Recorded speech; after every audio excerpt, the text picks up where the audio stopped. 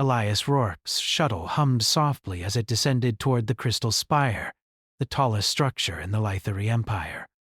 From orbit, the palace had seemed like a gleaming crystal floating above the planet, but now, up close, it was almost too bright to look at.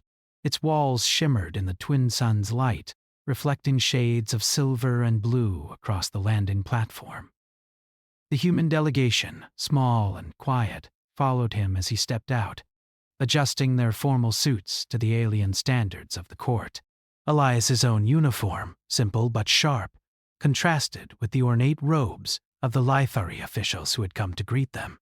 The Lythari themselves were taller than humans, their movements precise and graceful. Their eyes held colors that shifted slightly with their emotions, a trait that fascinated and unsettled many humans.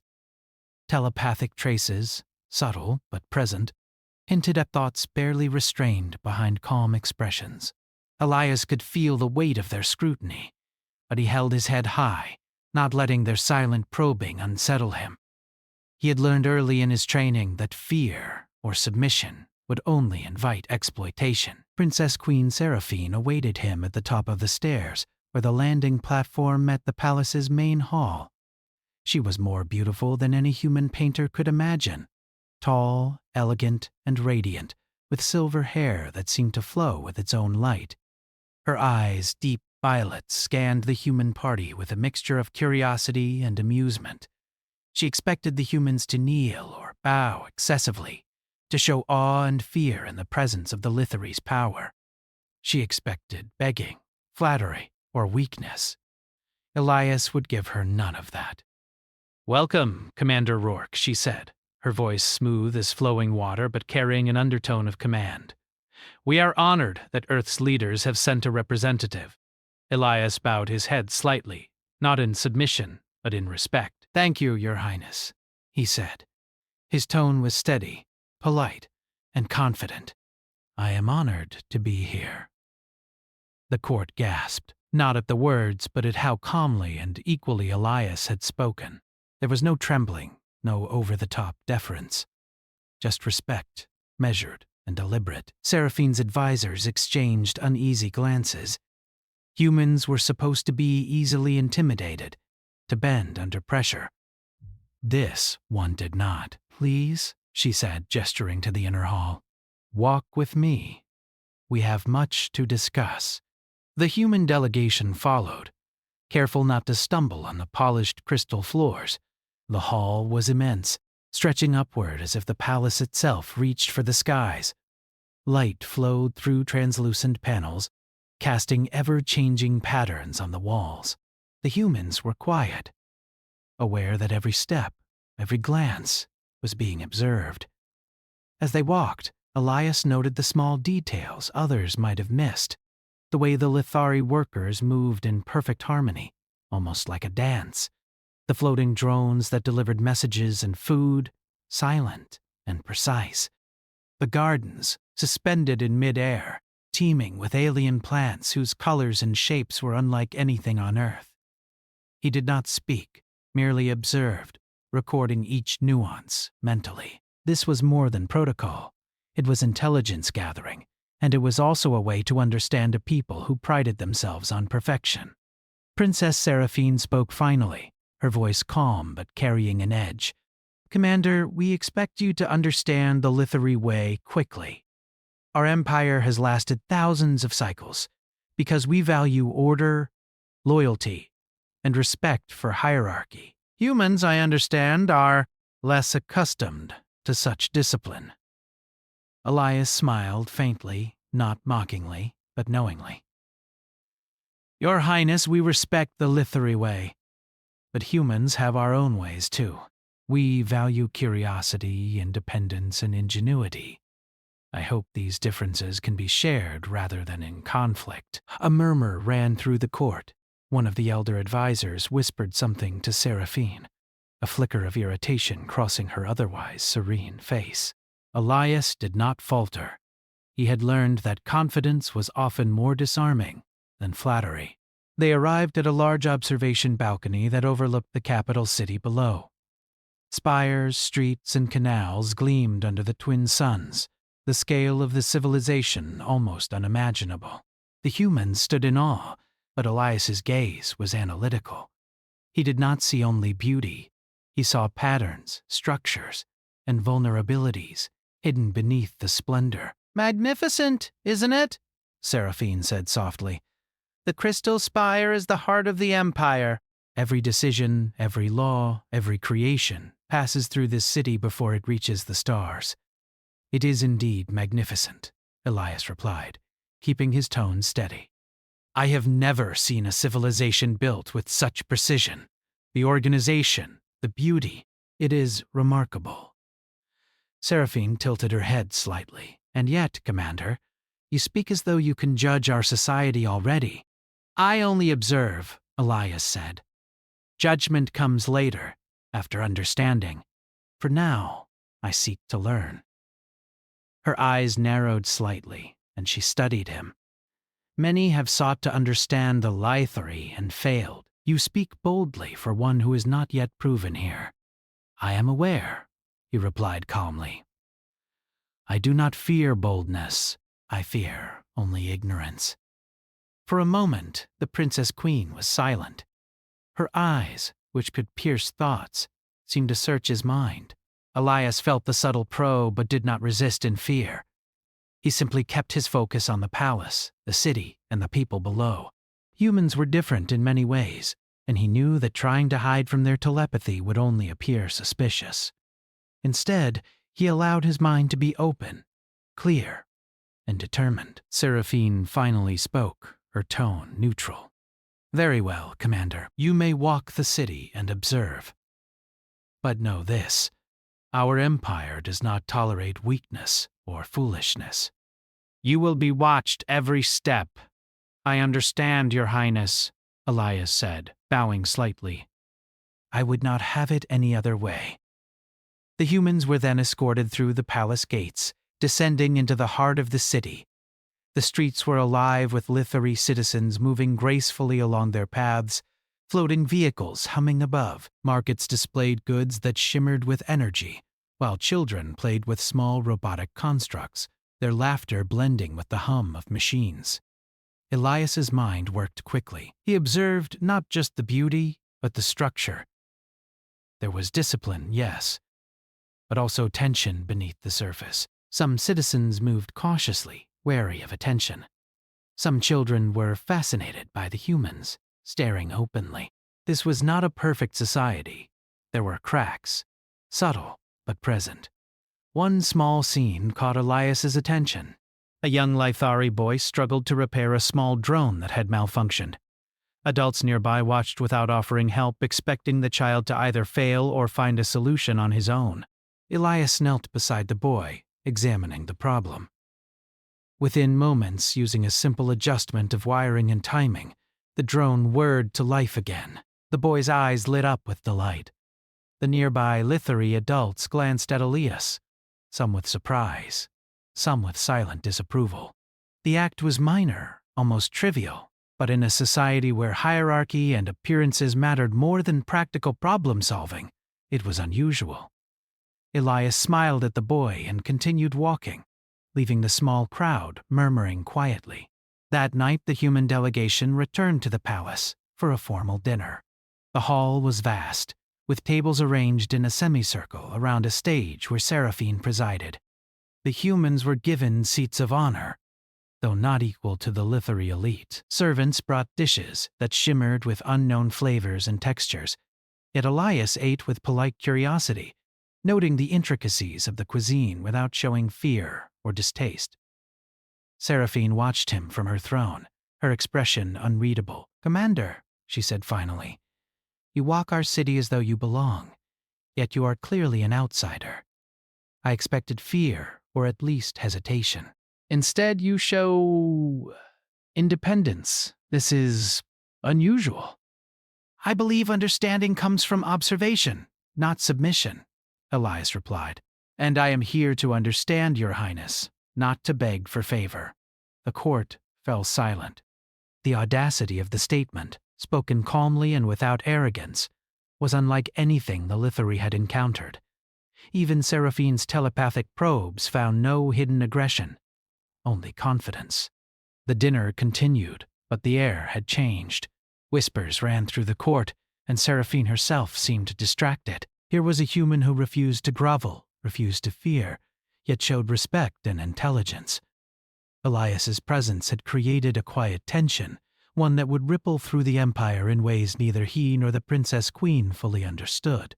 Later, as Elias retired to his quarters, he reviewed his observations. The Lithari Empire was magnificent, but rigid. Its strength lay in order and fear. Yet that same order could become a cage. Humans thrived where rules were flexible, where courage and ingenuity mattered more than status. The more he observed, the more he realized that his mission would require subtlety, patience, and unwavering calm. And he was ready. Because the Princess Queen had expected him to beg, to bow, to show fear.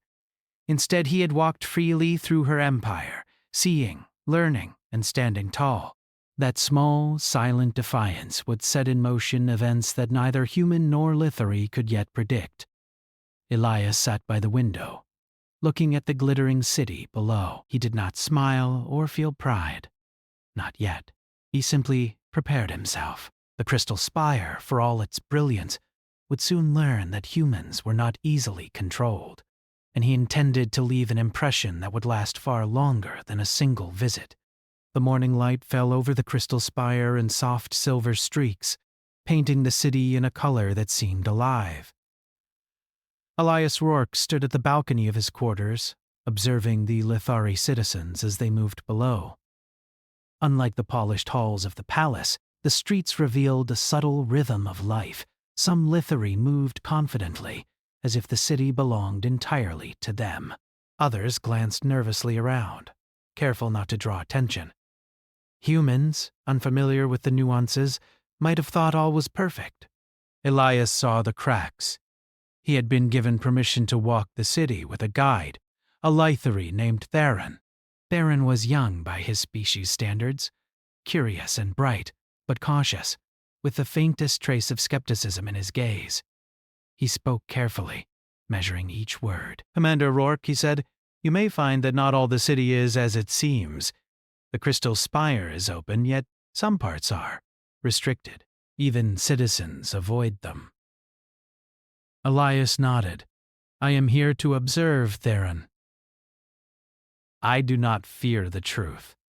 They began their walk through the floating gardens, where plants of impossible colors swayed gently in air currents controlled by unseen forces. Flowers released soft glows at regular intervals, and vines twisted around delicate crystal supports. Lithari children played among the foliage, laughing as they floated above the gardens on small, levitating platforms. Some approached the humans with curiosity, though they quickly retreated when their elders noticed. "This is a test of sorts," Theron explained. "Many outsiders are invited to see only the beauty, but rarely the people. Few understand the city beyond appearances." Elias smiled faintly. "Then I am fortunate. I want to see it all." They continued to a busy plaza where Lithari citizens interacted with small robotic assistants. These machines carried messages, repaired minor infrastructure, and even entertained the children. Elias noticed a pattern. The Lithari moved with precision, but the drones compensated for minor errors, creating a flawless illusion of perfection. Yet in small corners, he could see hesitation, frustration, or exhaustion. The city ran smoothly, but it demanded constant vigilance. In the plaza, a small incident drew Elias's attention. A vendor dropped a floating tray of delicate glassware, and two assistants swooped to catch the pieces before they hit the ground. "No," reprimanded the vendor. The act was unnoticed by most, yet Elias observed carefully. The city depended on control and intervention, not trust in human-style improvisation. He turned to Theron. "Do the Lithari always depend on mechanisms to correct mistakes?" Theron hesitated. "Our society values precision. Mistakes are inconvenient. Humans are said to adapt quickly, but here, adaptation without guidance is risky." Elias considered this. Perhaps that is why some systems appear rigid, yet adaptation can be a strength, not a weakness. Their walk led them to a quieter street lined with education halls and workshops. Here, Lithari scholars taught children about science, philosophy, and art, often combining lessons with subtle demonstrations of telepathy. Some lessons involved controlling objects with thought, others understanding complex ethical dilemmas. Elias was fascinated, yet he noticed small signs of stress among both students and teachers. The pressure to perform flawlessly was heavy. At one workshop, a young girl struggled to levitate a small crystal. Her hands trembled slightly, her face tight with concentration. Elias approached quietly, kneeling beside her without disturbing the instructor. "Try thinking of the crystal as a part of your own motion," he suggested softly. "Not something to control, but something to guide." The girl's eyes widened, but she tried his method. Slowly, the crystal lifted, hovering steadily.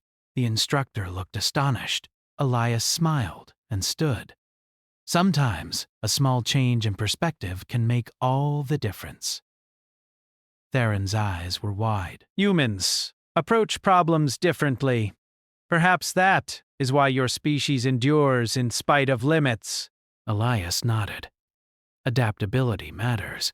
Flexibility matters. Strength alone is not enough. They moved toward the edge of the city, where the air shimmered with the energy of the floating transportation hubs. Here, citizens boarded vehicles that defied gravity, moving in intricate patterns above the streets. The hubs were efficient, yet even here Elias noted imperfections. Occasionally, a human-sized vehicle misaligned slightly, forcing a subtle correction. The system was designed to compensate, yet it required constant attention. "Your empire is remarkable," Elias said, "yet it seems to rely on constant correction, on watching and adjusting." Humans thrive when systems are less rigid, when mistakes are tolerated, and creativity is encouraged. Theron did not reply immediately. He glanced at Elias, a faint admiration in his expression. Perhaps. But such freedom can bring chaos. The Lithari prefer order. We believe perfection reduces suffering. Elias considered that, looking at the city stretched below him. And yet fear can also limit growth. True progress often comes from unexpected choices, from taking risks, from questioning what seems perfect. They paused near a small square where an older Lithari man struggled to assemble a mechanical device, his hands unsteady with age. The human delegation might have ignored him, but Elias stepped forward. Using a simple technique from his toolkit, he helped the man adjust the connections. The device whirred to life. The man's eyes shone with gratitude, and he bowed slightly, not to Elias, but in acknowledgement of assistance received. Theron watched quietly. "You interfere with subtle social codes," he said. "Yet the results are undeniable." Elias smiled faintly. Sometimes results matter more than rules. As the day wore on, Elias observed not just the city, but the people's interactions. Some citizens were openly curious, approaching humans for brief conversations. Others avoided eye contact, perhaps wary of being noticed by telepathic overseers. Children were fascinated, adults measured, and the elderly often lingered in quiet observation. It was a society that valued order above individuality, yet even here, sparks of personal expression persisted. Elias noted it all carefully, aware that these small details could reveal both strength and vulnerability. By afternoon, they reached the energy archives, a massive structure containing centuries of recorded knowledge. Elias moved among the crystalline towers, each holding information about history, science, and diplomacy. He touched some of the data conduits, feeling the flow of energy and information. The Lithari relied on technology to preserve memory, yet the human mind could adapt, improvise, and connect ideas in ways the archives could not anticipate. "Your species adapts in unexpected ways," Theron said softly. "I have heard stories, but seeing it, You do not rely solely on structure. You improvise. That is often necessary for survival, Elias replied. Rigid systems collapse under unforeseen pressure. Adaptability prevents that. Theron nodded slowly. Perhaps humans are stronger than we imagine. As the sun began to set, casting golden light across the city, Elias requested to visit the lower levels where citizens of all social ranks mingled more freely. Here he noticed subtle inequalities, small but telling. Some workers moved with weary diligence, performing tasks that seemed menial but were essential for the city's function. They carried out orders with skill, yet lacked the freedom enjoyed by higher-ranking citizens. Elias observed quietly, careful not to interfere, but noting patterns. Every society had weaknesses, and understanding them without arrogance was essential for diplomacy. At a small courtyard, a child dropped a levitating orb, and it began to float away erratically. Before anyone could intervene, Elias stepped forward, catching it with ease, and handing it back. The child's eyes lit up. "Thank you, you're welcome," he said with a kind smile. An older woman nearby watched, nodding slightly. "Humans notice things others do not," she whispered. Elias continued to walk, absorbing every detail. By evening, the city lights began to glow in soft hues, blending with the natural light of the twin suns. He returned to the palace, weary but thoughtful. Theron followed, quietly impressed. "You see things differently?" he said. "Perhaps that is why humans endure." In his quarters, Elias recorded his observations. The Lithari Empire was magnificent, yet fragile in ways they did not acknowledge.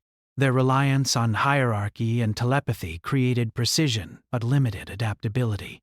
Their beauty and grace masked subtle tensions.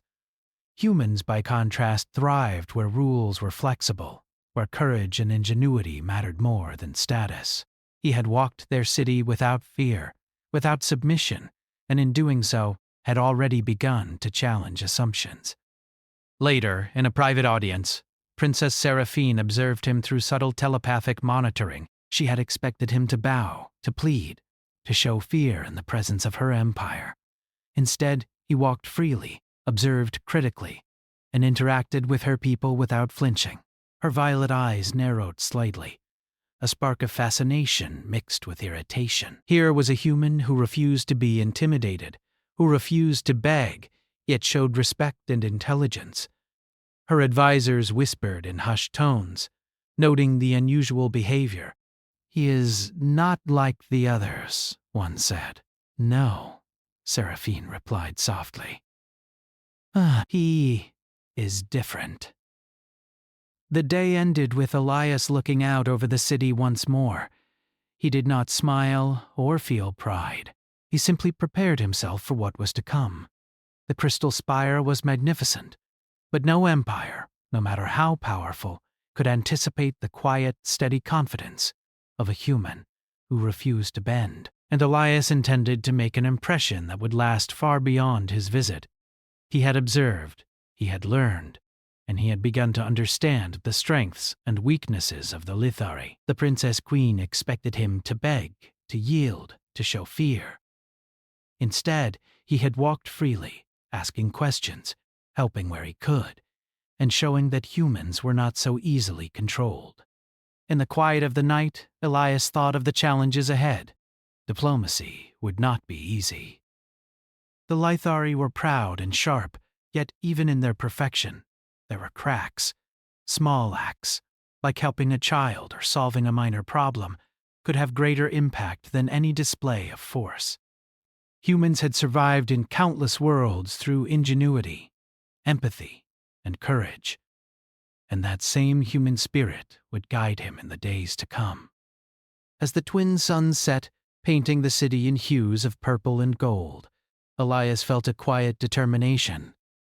He was not here to conquer, nor to submit. He was here to observe, to understand, and to leave a mark that would be remembered. In a world of elegance and perfection, a human's independence was itself a force, subtle but undeniable. And so, the first day ended not with confrontation, but with observation. The human had walked the city, learned its rhythms, and shown that respect did not require fear. The crystal spire would remember his presence long before he departed, and Princess Seraphine would not easily forget the quiet audacity of the human who refused to beg. The next morning, the sun rose over the crystal spire, casting long silver and gold shadows across the floating gardens and towering spires. Elias Rourke stood at the balcony of his quarters, reviewing the notes he had taken the day before. Each observation, no matter how small, mattered. Humans had survived countless challenges not through sheer power, but through careful thought, adaptability, and understanding. And in the Lithari Empire, he saw lessons to be learned and opportunities. Theron arrived quietly, bowing slightly. "Commander Rourke, Princess Seraphine requests your presence in the Hall of Starlight." Elias nodded. He had expected the summons. Today, he would meet the Princess Queen directly. The previous day had been a test in subtle observation. Today would be a test of character, intellect, and patience. He adjusted his uniform and followed Theron through the palace halls, the air humming with energy from unseen systems. Lithari courtiers glanced at him curiously, some with suspicion, others with intrigue. Elias returned their gazes evenly, never faltering. The Hall of Starlight was immense. Crystalline walls refracted light in countless directions, creating patterns that shifted as if alive. Seraphine sat on her throne, elevated above the floor on a platform that seemed to float. Her violet eyes studied him as he entered. She expected him to kneel, to plead, to show fear or awe. Instead, he stood straight, calm, and composed. "Commander Rourke," she said, her voice soft but carrying the weight of authority. "You have walked the city, observed its people, and returned without submission. Tell me, do you understand what you have seen?" Elias bowed his head slightly in respect, but did not lower it in fear. "I have observed, Your Highness. I have seen a civilization of extraordinary beauty and precision. I have seen people dedicated to their work and their principles. And I have also seen the limits imposed by rigid structures and constant oversight." A faint flicker of surprise crossed Seraphine's face. Few outsiders spoke so openly, yet no arrogance marred his words. "Limits?" she asked. "Do you mean to suggest the Lithari Empire is flawed?" "Not flawed," Elias replied carefully. "No civilization is flawless. I mean only that every system has strengths and weaknesses. Yours is strong in order and harmony, but it depends on conformity and constant monitoring. Some ideas and actions, small as they may be, are constrained by rules, rather than guided by understanding. Humans adapt in ways your systems might not anticipate, finding solutions where rigid structure might fail." The court murmured. Advisors exchanged worried glances. Some whispered to one another, concerned about the audacity of the human. Seraphine, however, leaned slightly forward, her curiosity piqued. "And what do you propose, Commander?" she asked. "That humans are equal to Lithari in wisdom or governance?" Elias shook his head. "Not equal, Your Highness. Different. Humans bring adaptability, curiosity, and ingenuity. Lithari bring precision, experience, and discipline. By working together, we could combine these strengths. Mutual respect, not subservience, can lead to outcomes neither species could achieve alone." Seraphine's violet eyes narrowed slightly. She expected groveling, flattery, or fear. Instead, this human spoke boldly, calmly, yet without disrespect. His words carried logic, not challenge, and for the first time, she felt a tension she could not easily control. "You speak as though you understand our empire better than most of my own advisors," she said, her tone both curious and reproachful. "I observe and learn," Elias replied. "Understanding comes from careful attention and humility before the truth. I do not claim superiority. I claim insight." A murmur of approval ran through a few scholars in the court. Even some of the advisors nodded subtly. They had seen others bow and beg, yet Elias stood firm. His calm confidence was more powerful than any display of strength. Seraphine leaned back, studying him silently. You could have bent the knee. You could have shown fear. Many humans would have done so, eager for favor. And yet you did not. Elias smiled faintly. Your Highness, fear rarely produces lasting outcomes. Respect and trust produce results. I am here to build understanding, not fear. To leave an impression, not grovel for approval. For a long moment, the Hall of Starlight was silent, except for the soft hum of energy flowing through the crystal walls. Seraphine's gaze sharpened, as though trying to peer into his thoughts. Elias remained still, his mind clear. He did not flinch, because he had nothing to hide. Humans thrived not by concealment, but by honesty, paired with careful strategy. You walk your own path, Commander Rourke, she said at last. Many would see defiance where you see integrity. Elias inclined his head. I do not defy for the sake of defiance. I act according to principle and understanding. To be controlled, or to beg for favor, would be to waste the potential of cooperation. Humans are strongest when we act with purpose, not submission. Seraphine's eyes softened for a brief instant, revealing a flicker of admiration mixed with frustration. She had encountered many species, many delegations, and yet none had displayed this quiet audacity. Elias's independence was a force subtle but undeniable. You speak boldly, she said, and yet you are not arrogant. Many Lithari would struggle to separate confidence from hubris. I have learned that courage without humility is dangerous, Elias replied, but humility without courage accomplishes nothing. Her gaze lingered on him. The court, sensing the tension, remained silent. This exchange was unlike anything the Lithari had expected from an outsider, much less a human. Even Theron, standing quietly at Elias's side, seemed impressed. You claim insight into weaknesses, Seraphine said finally. Yet how do you propose we act on these observations? Tell me, Commander, what would a human do in the face of our empire's perfection? Elias considered his words carefully. I would not attempt to replace perfection. I would seek understanding first. I would work with the people, observe their needs, and contribute solutions where I can. Small actions, thoughtful actions, can ripple into larger effects. Fear and rigid hierarchy may maintain order, but creativity and empathy inspire progress. That is what humans offer. There was a pause. Seraphine's advisors shifted nervously, unsettled by the audacity of the human before them. He had not shouted, threatened, or demanded. He had only spoken clearly and with logic. Yet the impact was far greater than any display of force could have been. You are unlike any other human we have encountered, Seraphine said quietly.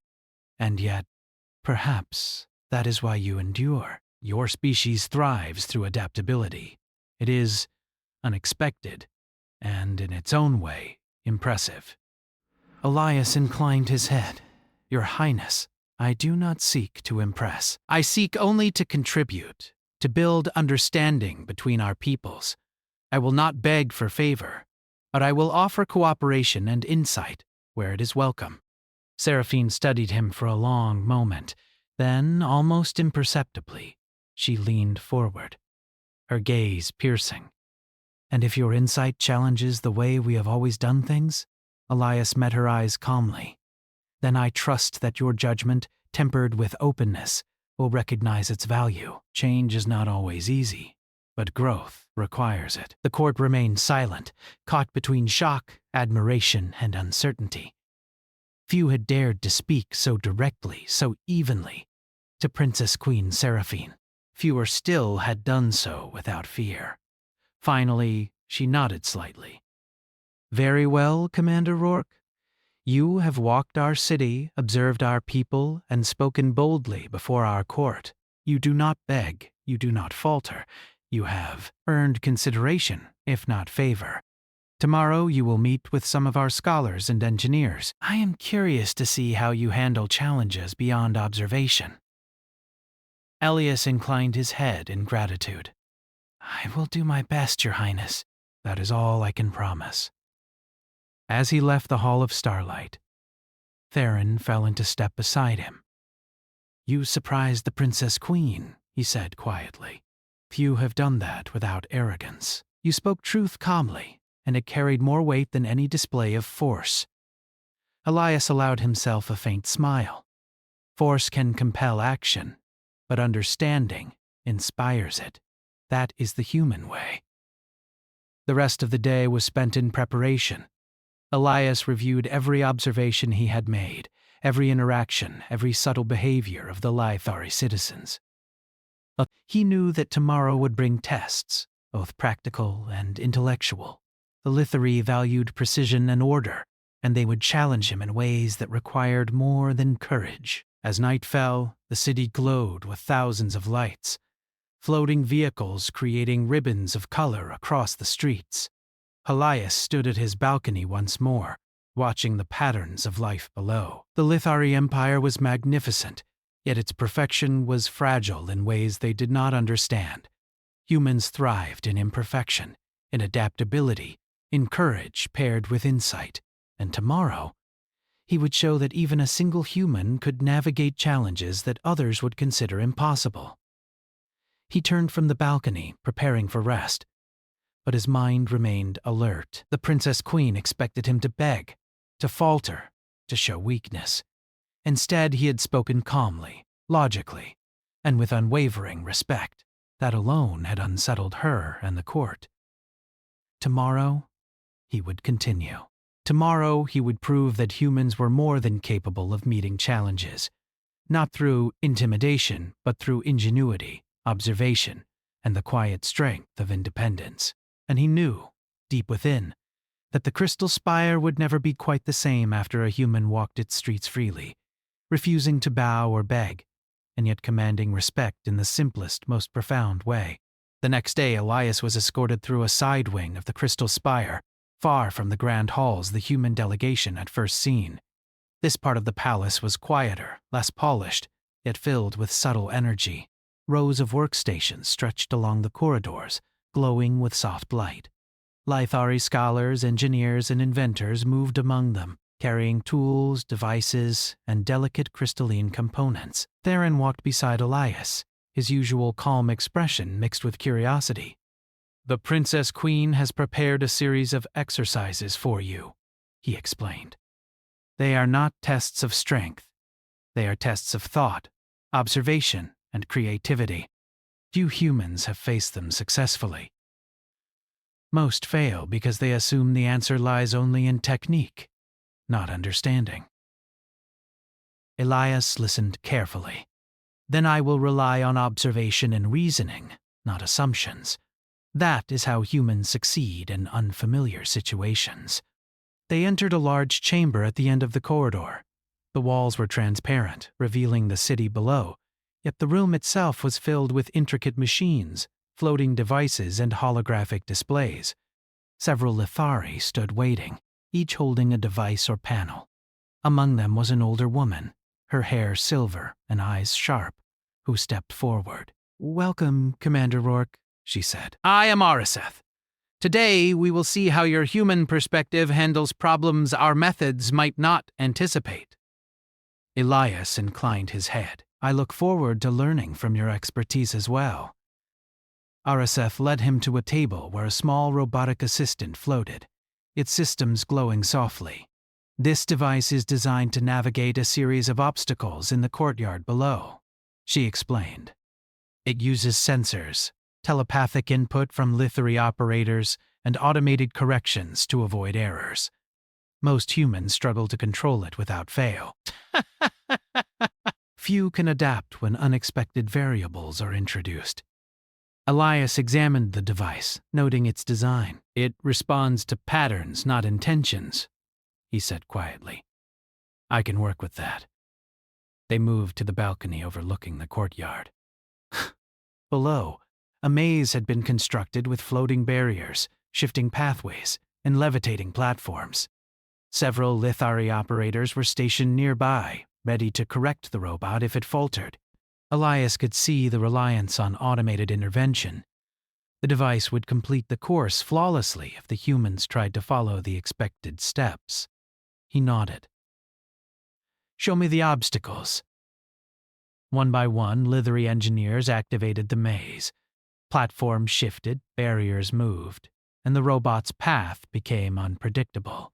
The first operators stepped back, expecting human hesitation. Elias observed silently, noting the patterns and the changes. He did not rush, did not panic.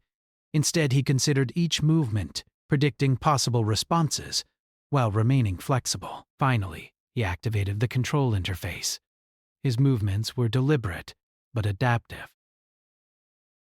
When the robot encountered an unexpected shift, he adjusted the timing, altered the path slightly, and allowed the device's own mechanisms to assist rather than relying on direct control. Slowly, methodically, the robot navigated the maze flawlessly. A hush fell over the observers. Even Ariseth blinked in surprise. "You adapted," she said softly. "Most humans panic or overcorrect. You allowed the system to work with you, not against you." Elias smiled faintly. Humans observe first, adapt second. Force alone rarely produces lasting results. Theron, standing beside him, whispered, "You have already begun to change their expectations. They see a human act without fear and succeed where others fail. They cannot dismiss you as easily as they expected." The next exercise involved a series of crystalline energy conduits.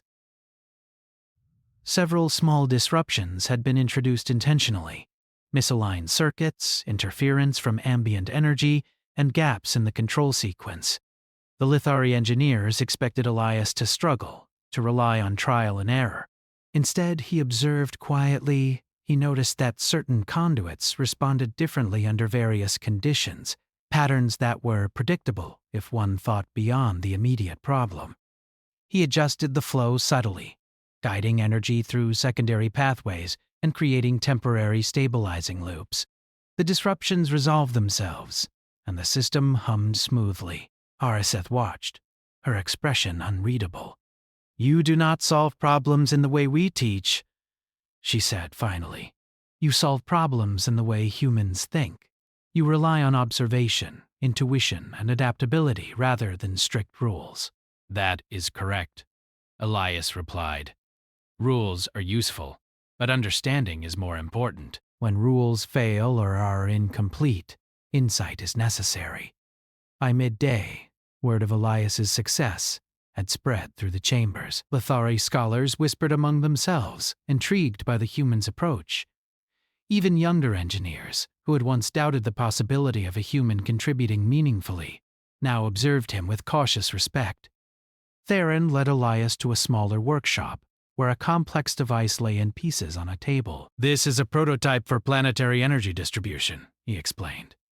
"It has never been successfully reassembled by an outsider. Most Lithari trainees fail the first attempt. Some succeed after repeated trials. Many humans give up after frustration sets in." Elias examined the pieces carefully. He noted the structure, the symmetry, and the subtle alignment of energy channels. Instead of forcing the parts into place according to visible patterns, he began with observation, testing small movements and noting the effect on the prototype's energy flow. Slowly, methodically, he assembled the device, adjusting minor components as needed. Within an hour, the prototype hummed perfectly, its energy distribution stable and efficient. A group of scholars gasped. "He Solved it," one whispered. "Without our methods. Without guidance." Ariseth stepped forward, a faint smile on her face. "Commander Rourke, your approach is unconventional. It challenges everything we assume about outsiders and humans, yet it is effective." Elias nodded. "Effectiveness is not about imitation. It is about understanding and applying principles creatively. That is how humans have endured in unpredictable circumstances. The final exercise of the day was a diplomatic simulation. A holographic interface displayed a council of alien species, each with competing interests and agendas. Elias's task was to propose solutions that maintained peace, promoted cooperation, and respected the priorities of each species. Lithari operators expected him to follow the exact protocols they had taught. Elias studied the simulation carefully. He listened to each species' concerns, noting both stated needs and subtle hints of hidden priorities. Instead of following strict protocols, he suggested solutions that balanced practicality and fairness, using compromise and creative thinking rather than rigid rules. The simulation responded in real time, adjusting variables to test his choices. By the end of the exercise, the council was stable, tensions resolved, and all species engaged cooperatively. The Lithari observers were silent, astonished. The human had succeeded not by following their methods, but by using insight, empathy, and adaptability. Ariseth spoke finally. "I have never seen a human perform so well in our exercises. You demonstrate qualities that our society undervalues in outsiders.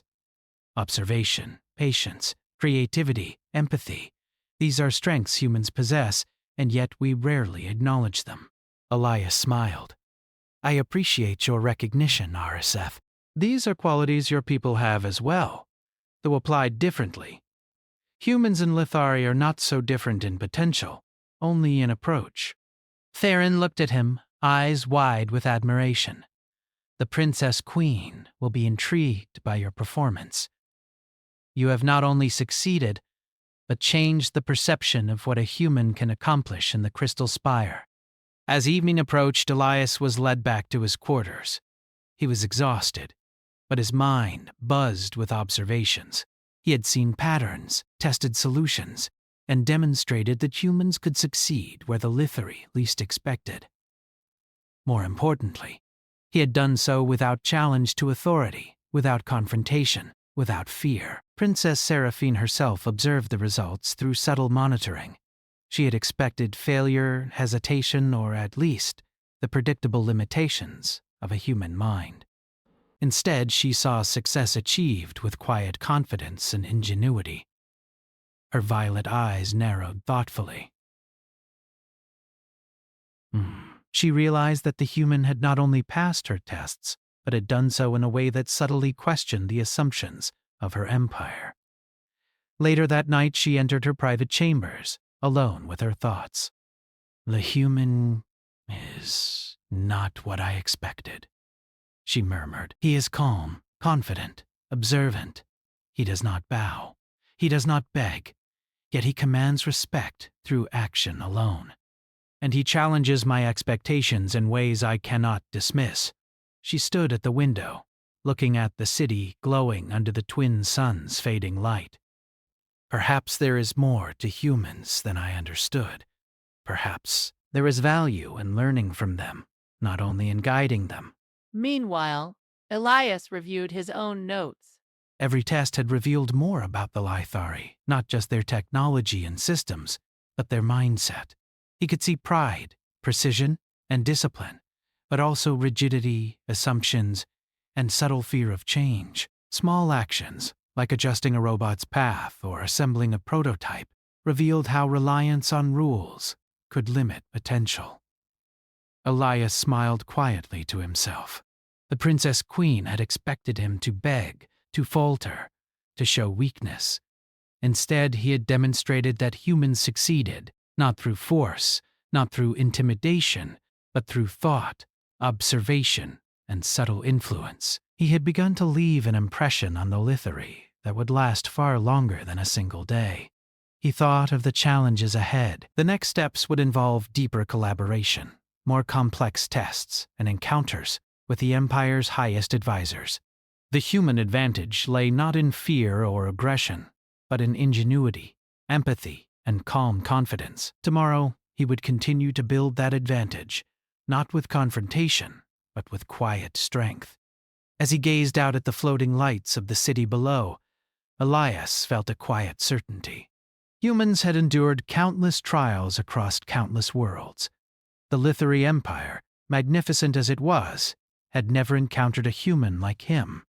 Calm, observant, intelligent, and independent.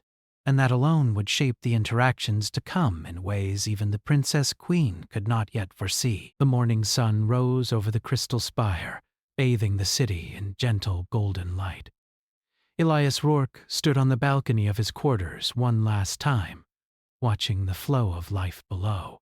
Floating vehicles hummed softly above the streets, while citizens moved with precise elegance among the gardens and plazas. He had walked these streets, observed these people, and tested his mind against the devices, simulations, and challenges set before him. Now his time in the Empire's capital was drawing to a close. Theron arrived quietly, bowing slightly. "Commander Rourke, the Princess Queen requests your presence before your departure." Elias nodded. He had anticipated this meeting. He adjusted his uniform and followed Theron through the halls, past corridors filled with subtle energy and quiet activity. The palace seemed different to him now. The grandeur was the same, but the layers of subtle tension, ambition, and pride that he had observed in citizens and officials alike now made sense. Humans thrived on perception and understanding. The Lithari had their own invisible networks, and he had learned to navigate them with care and patience. The Hall of Starlight awaited him once more. Princess Queen Seraphine sat upon her throne, her violet eyes fixed upon him. The air was calm, yet charged with unspoken anticipation. Unlike their first meeting, there was no expectation of fear or begging. She had observed his work, and her curiosity had deepened into something more complex. Respect, perhaps, tempered with challenge. "Commander Rourke," she said, her voice even but thoughtful, "you have completed the tasks we set before you. You have walked the city, observed our people, and demonstrated skill, patience, and insight. Few humans could have done what you have done." Elias bowed slightly. "Your Highness, it has been my honor. The opportunities you allowed me to observe have provided valuable lessons for both of us, I believe." Seraphine's gaze lingered on him, almost as though she were measuring the weight of his words. "I expected you to beg for approval, to show fear, or to falter. Instead, you have approached every challenge calmly, thoughtfully, and independently. You do not act as a subject, you act as an equal in intellect and integrity." Elias inclined his head. "I believe that respect must be earned, Your Highness, not demanded. And it is through understanding that cooperation grows stronger." The court was silent. Even the advisors, who had watched skeptically for days, could not deny the truth in his words. Elias had not only succeeded, he had changed perceptions, subtly but irrevocably. Seraphine rose from her throne, walking gracefully down the steps toward him. "I confess, Commander, I was unprepared for a human who could achieve what you have. Your independence, calm observation, and ingenuity have impressed not only me, but many within this court. You have proven that humans are formidable in ways we often underestimate." Elias met her gaze steadily. "We are. But it is not through strength alone, nor through fear. It is through resilience, thought, and the willingness to act where others hesitate." She considered his words. "I see now that our society, for all its beauty and precision, may sometimes overlook the value of perspective that is unbound by rigid expectations. Different perspectives can reveal solutions hidden to those who follow only tradition." Elias said softly. "Humanity has endured because we adapt, because we act when needed, and because we do not rely solely on what has been done before." Seraphine's expression softened, a rare warmth in her violet eyes. "Perhaps there is merit in learning from humans, rather than assuming we must only guide or judge them. You have shown that courage and intelligence are not limited by size, strength, or station." Theron, who had remained at Elias's side throughout, glanced at him with quiet admiration. "You have done more than pass tests," he said softly. "You have changed minds, simply by being yourself." Elias nodded. "That is often more powerful than any display of force. Influence through example leaves a lasting impression." Seraphine turned back toward the court, her voice carrying authority once more. "Let it be known that Commander Elias Rourke has walked freely among us, not in fear or subservience, yet with respect and intellect. Let it also be noted that his perspective may guide our thinking in ways previously unconsidered." The court whispered among themselves. Some nodded, others remained skeptical, but the seed of recognition had been planted. Even those who valued strict order could not deny the effectiveness of Elias's actions. As the audience concluded, Seraphine gestured toward a viewing platform overlooking the city. Elias stepped forward beside her. Below, the streets were alive with the quiet rhythm of daily life, yet he noticed the subtle changes even from this height. Citizens moved with confidence, some glancing curiously at the human delegation as it prepared to depart. "You have left an impression, Commander," Seraphine said quietly. "I cannot say what changes will come, but I suspect that your presence has already begun to ripple through this empire. The city, the people, they have seen what a human can do without fear, without force, and yet with influence and insight." Elias studied the city. "It has been an honor to observe and learn, Your Highness, and I hope the lessons we share may benefit both our peoples." Seraphine nodded. "Indeed, perhaps this is only the beginning of a dialogue between humanity and the Lithari, one built on understanding rather than submission." Theron led Elias back to the shuttle, moving quietly through the corridors. As they descended from the spire, Elias looked back once more at the city glowing under the twin suns. He reflected on everything he had seen: the people, the systems, the subtle tensions, and the hidden potential. Even as he prepared to leave, he knew his influence would persist. A single human had walked freely, observed critically, and acted thoughtfully. In doing so, he had reshaped the expectations of an entire civilization, without confrontation, without intimidation, without violence. The shuttle rose smoothly from the landing platform. The crystal spire shrank beneath them, a shining monument to order, elegance, and pride. Elias felt a quiet satisfaction not from accomplishment alone, but from knowing that humans could succeed on their own terms, simply by being true to their nature. Curious, resilient, and insightful.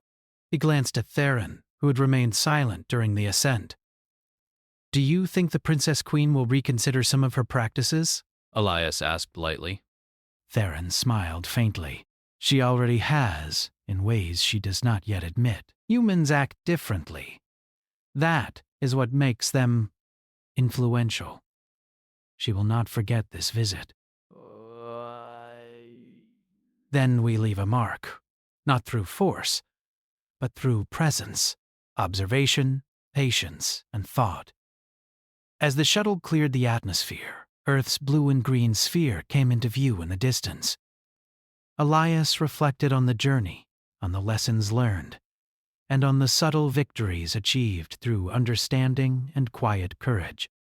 The crystal spire was magnificent, yet fragile in its perfection. The Lithari might not recognize it fully yet, but he had shown them that humans could navigate challenges they considered insurmountable.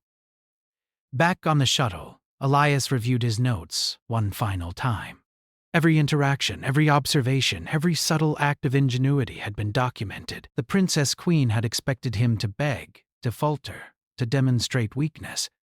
Instead, he had walked freely, solved problems creatively, and left an impression of human strength without violence or intimidation. He smiled to himself, thinking of the city below and the people who had witnessed his actions. The smallest gestures, a helping hand to a child, a calm adjustment to a device, a thoughtful solution to a challenge, had rippled outward, quietly reshaping perceptions. The shuttle entered hyperspace, Earth growing larger with each passing moment. Elias knew that when he returned, he would carry more than data. He would carry proof that humans endured and influenced, not through force alone, but through thought, courage, and ingenuity. Back in the Crystal Spire, Seraphine stood at her balcony, watching the shuttle disappear into the stars. She was quiet for a long moment, considering the human who had walked her city with calm independence and achieved remarkable results. Her advisors whispered behind her, but she paid little attention. "He is not what I expected," she murmured. And yet, he is exactly what I did not know I needed to see. As the light of the twin suns shifted over the spire, the Princess Queen considered the future. Small changes would come, subtle at first, in the way her people worked, learned, and observed. She had seen the humans' independence, ingenuity, and calm confidence, and it had opened her mind to possibilities she had not considered. Elias looked out from the shuttle at the stars stretching infinitely ahead. He felt no pride, only quiet satisfaction and anticipation. Humans endured not through domination, but through adaptation, intelligence, and courage. And even in the heart of a civilization that had expected weakness, he had left a lasting impression. The journey back to Earth would be long, but Elias knew that the lessons of the Crystal Spire would endure far longer than a single mission. Humans had walked the city without fear, acted without aggression, and influenced without force. That alone was a victory. As the shuttle sailed through the void, Elias reflected on the principle that had guided him throughout this journey. Respect must be earned. Influence comes from understanding, and courage, paired with thought, is more powerful than fear or intimidation. And in the quiet of hyperspace, he allowed himself one final thought. The Princess Queen had expected him to beg. Instead, he had walked freely, and the world, both hers and his, would never forget it.